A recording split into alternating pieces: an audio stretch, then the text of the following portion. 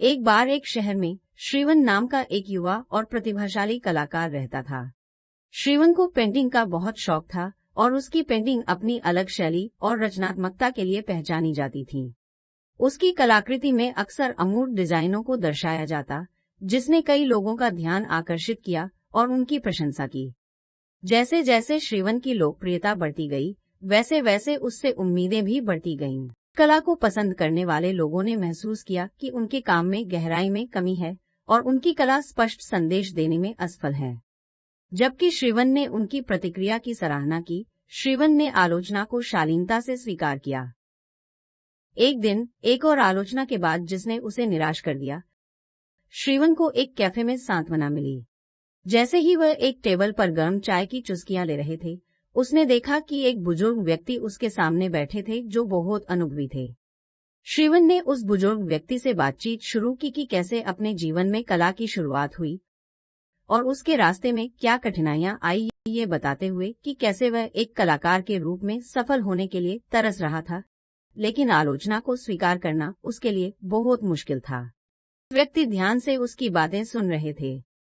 इतना सुनने के बाद उस बुजुर्ग व्यक्ति ने कहा, आलोचना असफल होने की निशानी नहीं है, बल्कि आगे बढ़ने का एक अवसर होता है। ये हमें अपने काम को एक अलग तरीके से देखने और हमारी रचनात्मकता को आगे बढ़ाने में सहायता करती है। श्रीवन ने उनसे पूछा कि वह आलोचना को बेहतर तरीके से कैसे स्वीकार कर सकते हैं। उन्होंने कहा, कुछ बातें हैं जिन्हें अपनाने से हम आलोचनाओं से भी सीख सकते हैं। उन्होंने समझाया कि चुनौतियों का सामना करते हुए भी सीखना चाहिए, क्योंकि वहीं से आपको कुछ नया और अलग करने की प्रेरणा और ऊर्जा मिलती है। उन्होंने श्रीवन को कहा, आप उन लोगों से राय लो जिनकी राय उसके लिए मूल्यवान और सम्माननीय हो।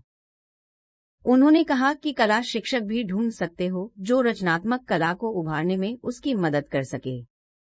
इससे उसे उन क्षेत्रों को समझने में मदद मिलेगी जिनमें सुधार की आवश्यकता होगी और जिससे उन्हें एक कलाकार के रूप में विकसित होने में मदद मिली। और उस व्यक्ति ने श्रीवन की आलोचना को उसके आत्मसम्मान से अलग करने की आवश्यकता पर जोर दिया। उन्होंने उसे याद दिलाया कि आलोचना उसके काम से संबंधित थी, न कि एक व्यक्ति के रूप में। और अंत में उन्होंने कहा, श्रीवन, आलोचना को हमें कैसे स्वीकारना है, ये एक कला है। या तो उससे हम निराश हो जाए या उससे हम अधिक ऊर्जावान होकर और बेहतर करके दिखाए। उस व्यक्ति की बुद्धिमत्ता से प्रेरित होकर श्रीवन ने एक नए संकल्प के साथ कैफे छोड़ दिया। उसने आलोचना को गले लगाने और एक कलाकार के रूप में विकसित होने की यात्रा शुरू की। उसने साथी कलाकारों का मार्गदर्शन मांगा, वर्कशॉप में भाग लिया और कला के बारे में बातचीत में सक्रिय रूप से शामिल रहे। जैसे जैसे समय बीतता गया, श्रीवन ने अपने भीतर एक बेहतरीन परिवर्तन देखा। जितना अधिक उसने रचनात्मक आलोचना का स्वागत किया, उतना ही उसका काम विकसित हुआ। उनकी पेंटिंग अधिक बारीक हो गईं और गहरी भावनाएं पैदा करने और शक्तिशाली संदेश देने लगी। जल्द ही श्रीवन की प्रदर्शनियों ने और भी अधिक ध्यान आकर्षित किया, लेकिन इस बार हुई आलोचना ने उन्हें हतोत्साहित नहीं किया। उसने अपनी रचनात्मक को आगे बढ़ाने के लिए इसे शालीनता से स्वीकार किया। श्रीवन की कलात्मक यात्रा के बारे में बात फैल गई और इच्छुक कलाकारों ने आलोचना स्वीकार करने के लिए उनसे सलाह मांगी। श्रीवन ने खुशी खुशी अपने द्वारा सीखे गए पाठों को साझा किया, दूसरों को सुधार की दिशा में एक कदम के रूप में प्रतिक्रिया को गले लगाने के लिए प्रेरित किया। कला समुदाय में उनके विकास और योगदान की मान्यता में श्रीवन को एक प्रतिष्ठित कला सेमिनार में बोलने के लिए आमंत्रित किया गया था।